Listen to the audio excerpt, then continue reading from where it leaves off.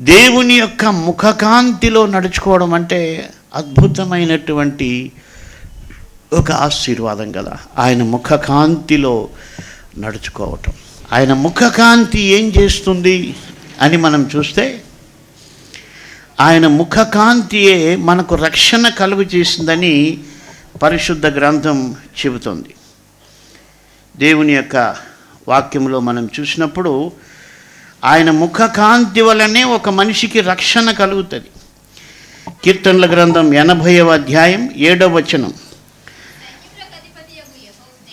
సైన్యములకు అధిపతియగు దేవా, చెరలో నుండి మమ్ము రప్పించుము, మేము రక్షణ నొందునట్లు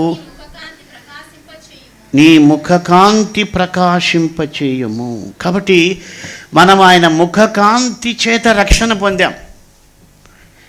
మనం ఒకప్పుడు చెరలో ఉన్నాం. అపవాది సంబంధమైనటువంటి అధికారములో ఉన్నటువంటి మనలను ఆయన మహాకనికరం చేత మనల్ని దృష్టించి ఆయన ముఖకాంతి మన పైన పడింది. మనము పాపులమని ఒప్పుకునేట్టుగా ఆయన ముఖకాంతి చేసింది. మనము నడిచినటువంటి చీకటిలో ఆయన్ని గుర్తెరగడం అసాధ్యం.